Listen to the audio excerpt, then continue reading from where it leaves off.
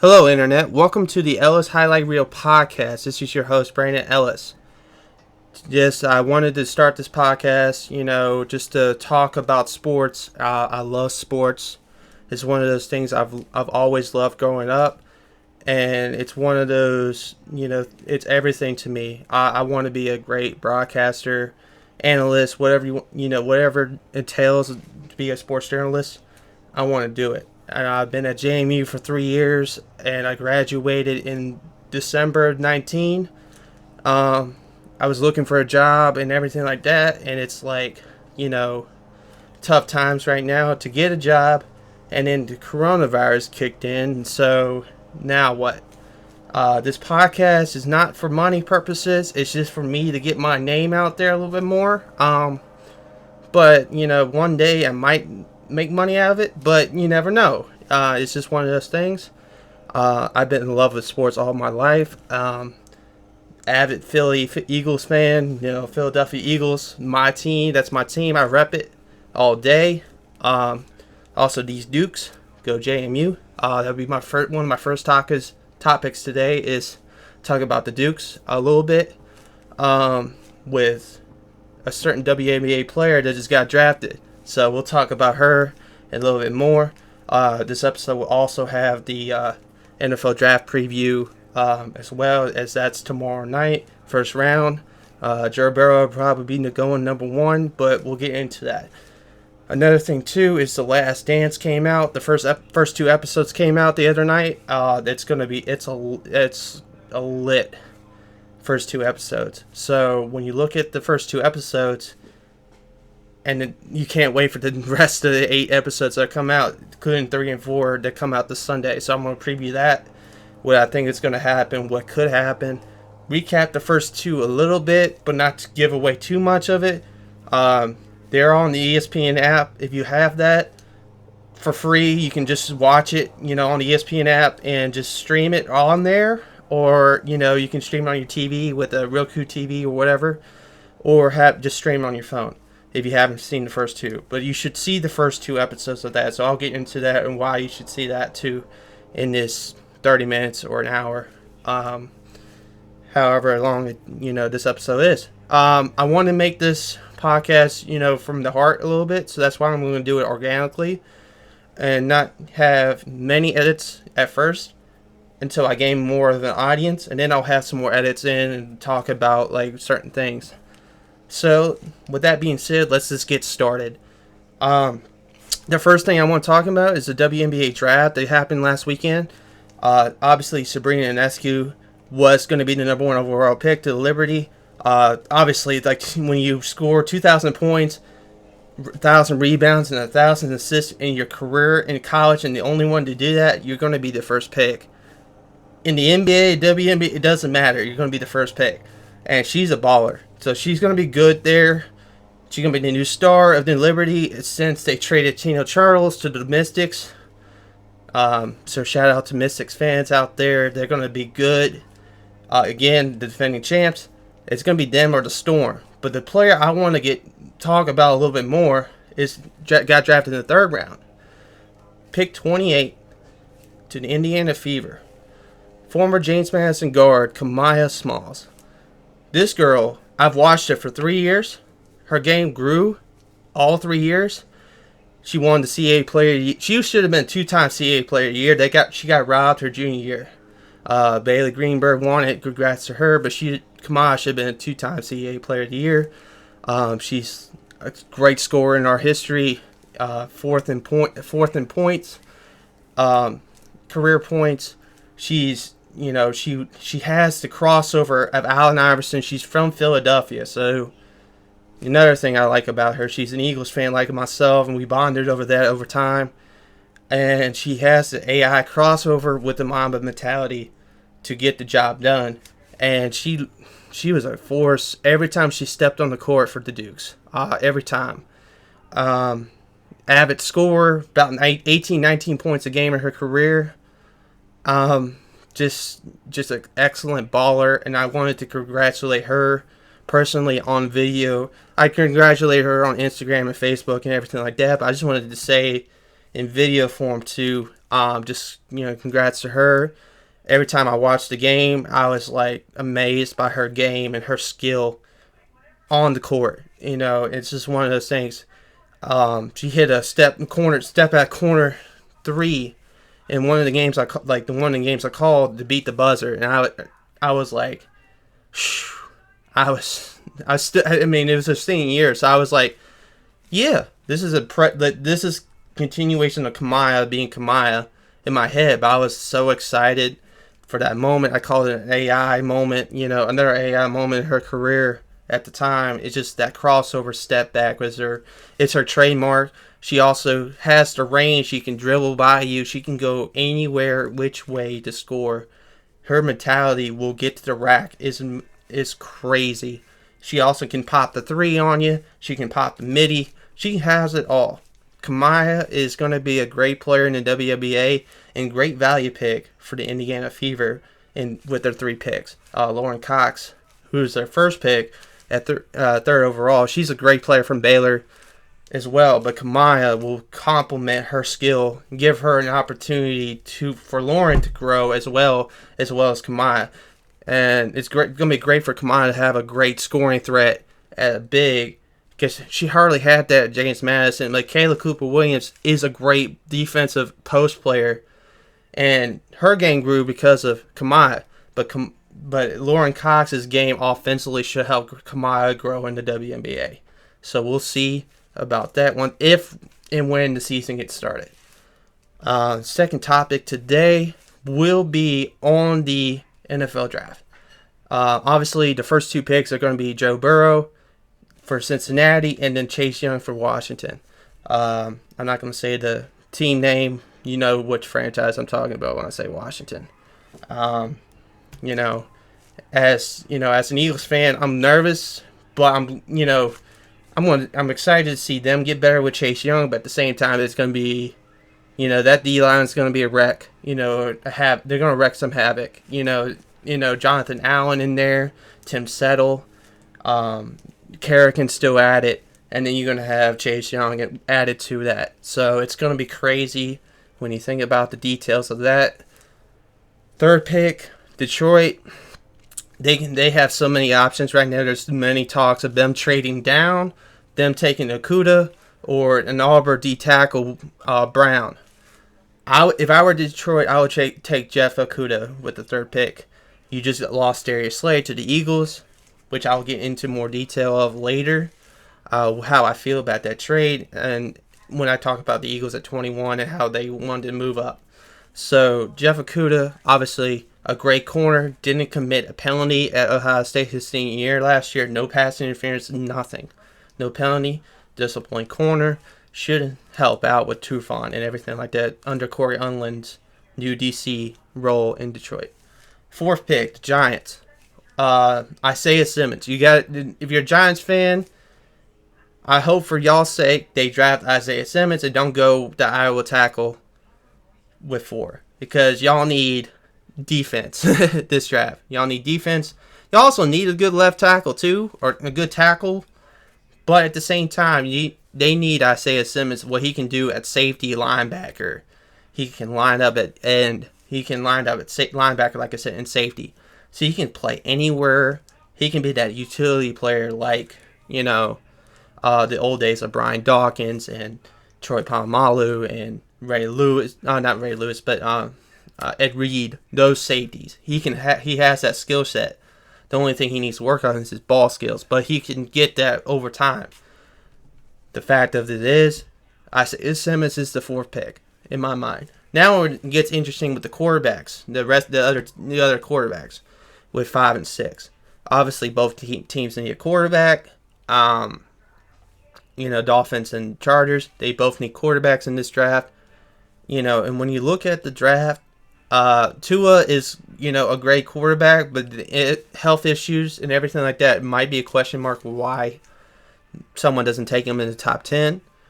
But if I were drafting for one of these teams, I would take Tua. I think it will go Dolphins with Tua and then Herbert with the Chargers at 6. Just because both teams need a quarterback, and it's everything nowadays. You gotta have your franchise quarterback. So yes, 7th. I think it's Jackson. Let me look at the draft real quick.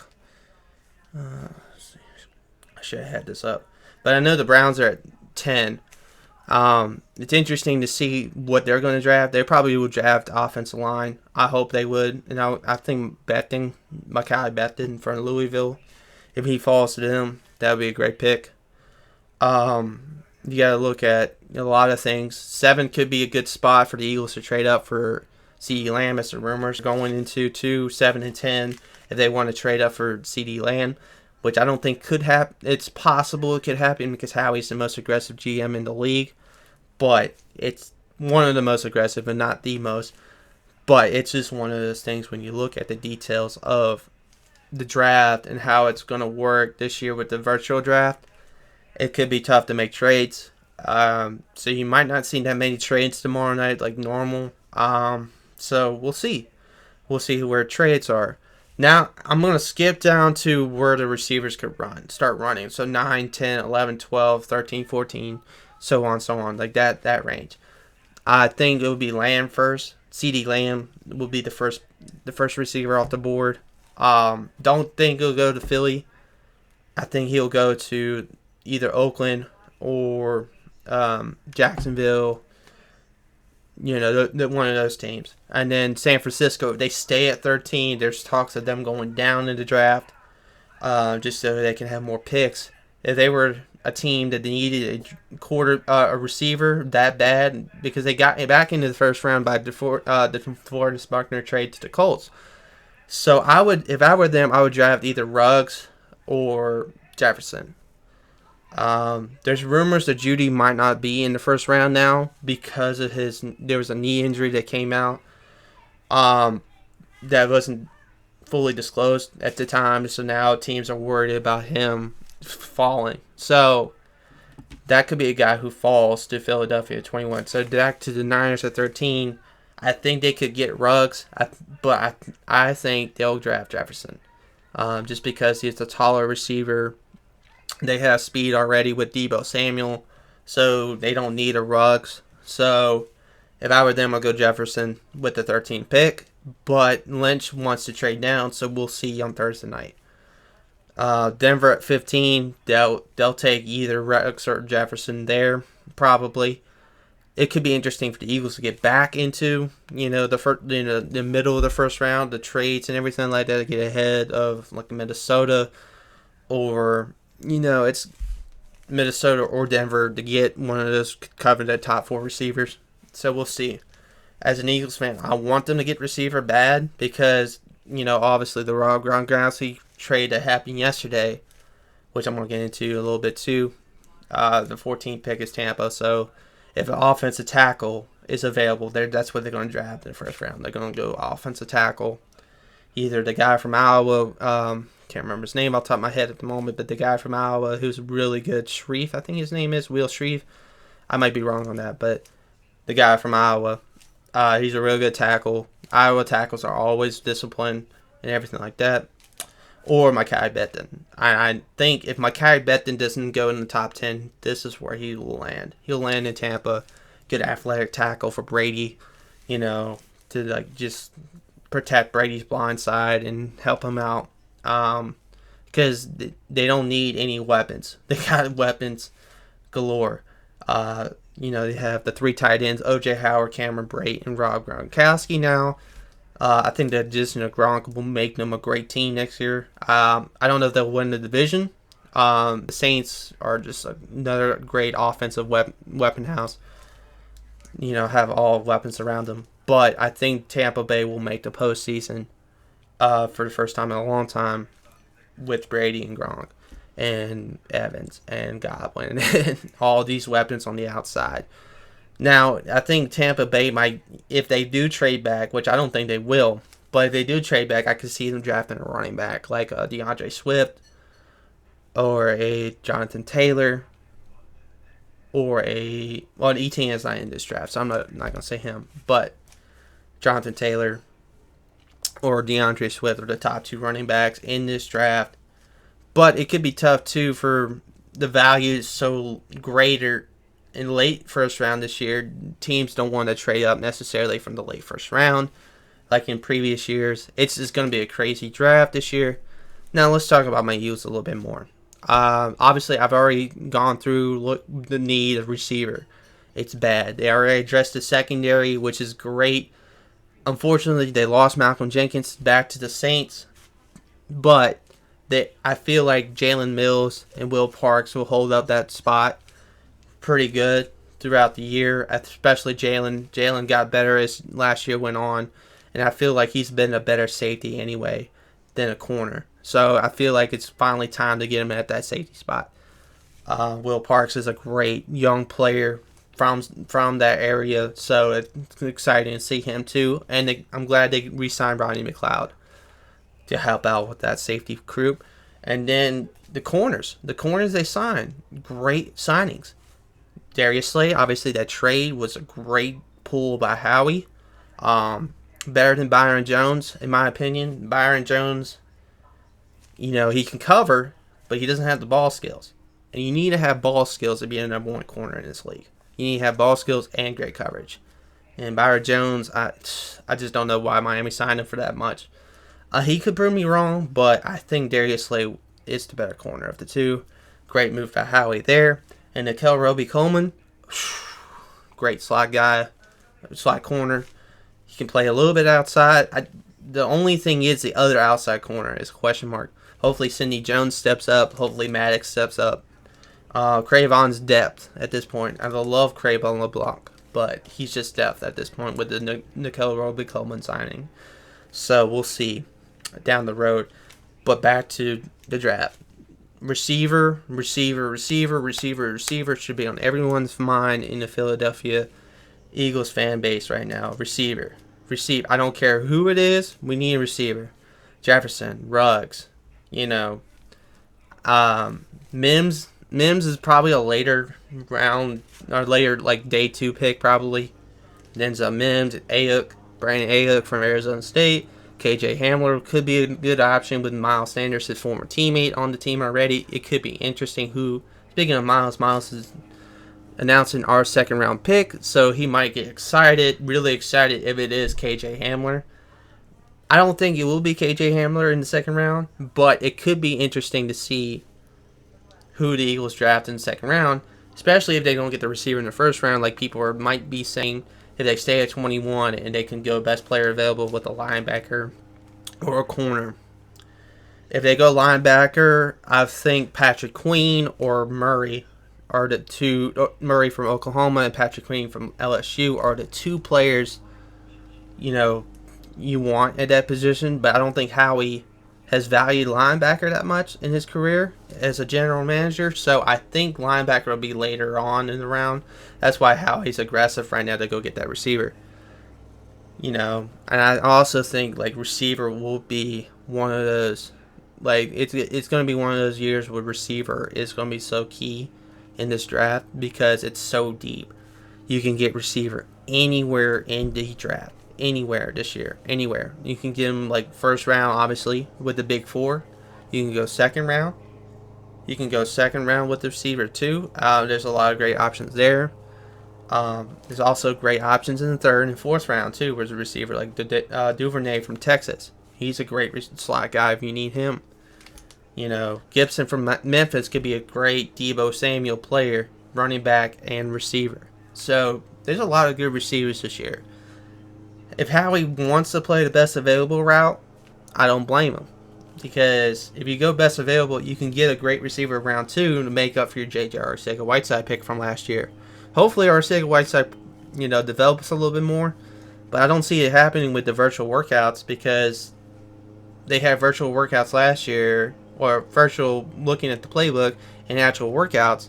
And we still didn't see him run a route last year. And almost cost us in a couple situations, and he did cost us in one situation against Detroit. He dropped the end zone pass, and that would have tied the game. So on fourth down, in week 3. So it's going to be interesting to see what the Eagles do with receiver. That's what it's about, really. It's a receiver for the Eagles. If you need a receiver, Go up and get it. Atlanta showed that, back in '08. They went up to the top 4 and got Julio. They got Julio. They mortgaged their draft future, but they went up and got Julio because he was the best receiver in that draft. He's still one of the top receivers today, and you got to go up and get him if you want him. So if Howie, wants the best receiver, go up and get him. That's all I'm going to say with that. And I think Lamb's the best receiver in the draft.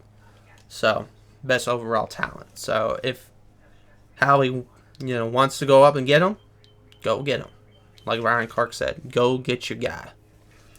Alright, now on to The Last Dance. First 2 episodes, great. One of the interesting tidbits from the first episode that I learned about was in '85, Michael Jordan's second season with the Bulls. He had that foot injury, and it was a break in the top of the foot, right? And it was like, it sat him out for a long time. He came back towards the stretch run, but they only played him for 7 minutes or 14 minutes, a game, 7 minutes in each half, right?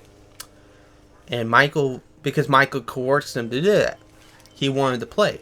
The owner was like, if you have a really bad headache, 90% of the pills will keep you alive and get your headache better. There's one pill that could kill you, right? In a bottle like 10, right? Michael said, how bad's the headache? That really showed like his competitive nature, his competitive spirit, and his mentality of winning. He wants to win. He wanted to play. Now, if the owner got his way, we wouldn't have had that Boston series where he scored and scored and scored, including the still out there like best all time 63 points against that Larry Bird, Kevin McHale Parrish team in the 80s. Like, those teams were great in Boston. He scored 63 against that team. That shows how goated he was. He is the GOAT in basketball. Michael Jordan is.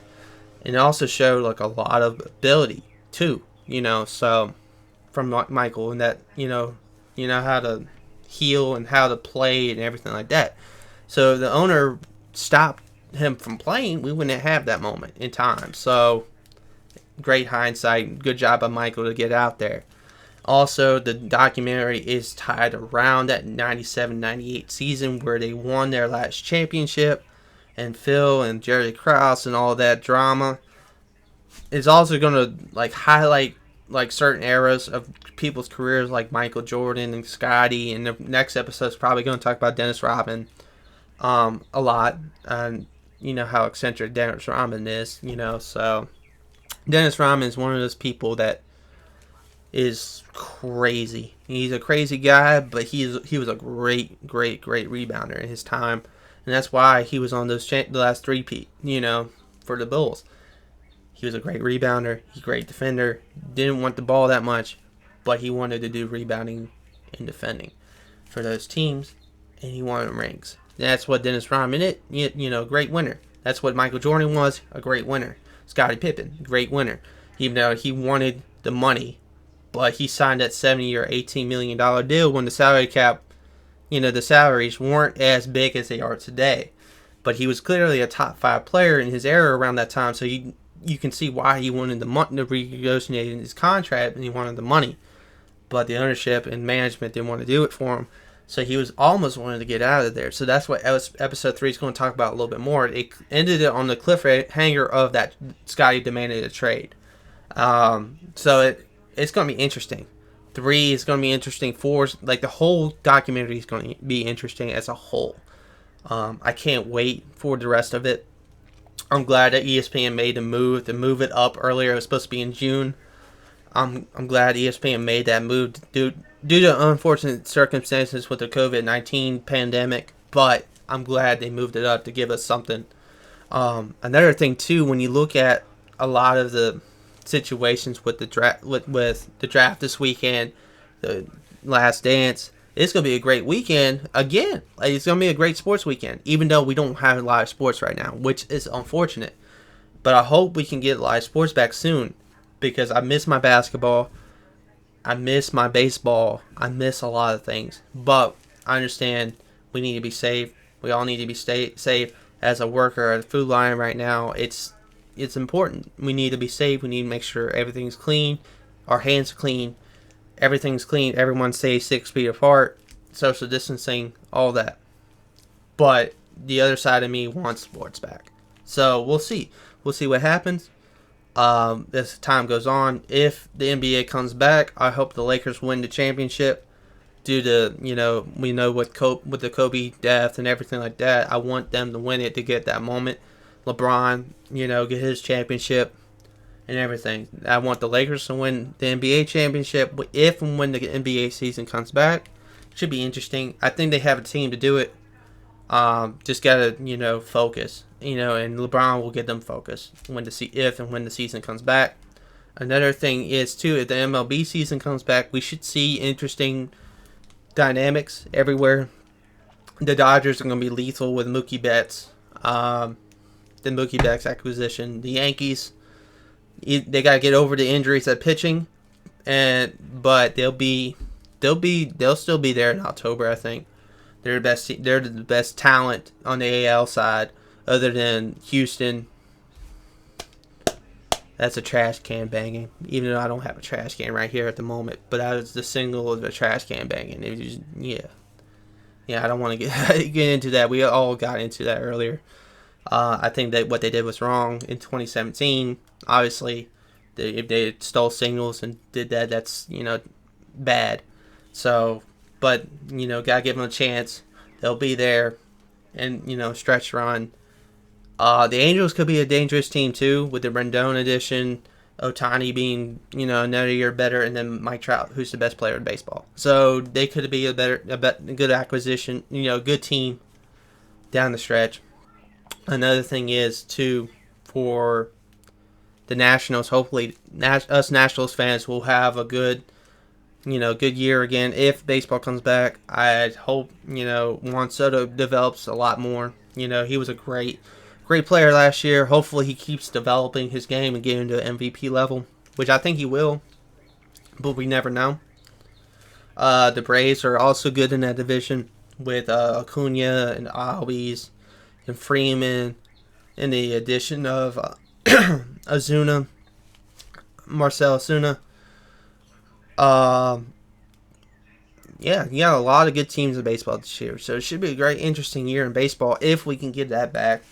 NHL, I don't know if there's looks like they might not continue, but we'll see. Pittsburgh Capitals were looking good. The Flyers were looking good. There's a lot of good teams in NHL as well. But I think the Blues will still be the best team if they come back, because they were on that track, playing well in the West, and they'll probably win the Stanley Cup again if they continue. Same thing with soccer. I want soccer. We all want our sports back, like everywhere in the world. It gives us a relief. Which leads into why I disagree with. Here's my next topic: the WWE and what they did. How they maybe Coolhorks Florida got to give them essential business down there, and how Florida now has all sports, even though none of the leagues are running. So this is, dumb on Florida. What's going on with y'all, man? But it's all right. Y'all do y'all thing. But Vince, you're going to regret this decision. You're going to regret everything you've done up to this point. I get you want to make the money, and I get you want to give people something, but you're not applying the 6 feet rules hardly, because your wrestlers have to make contact.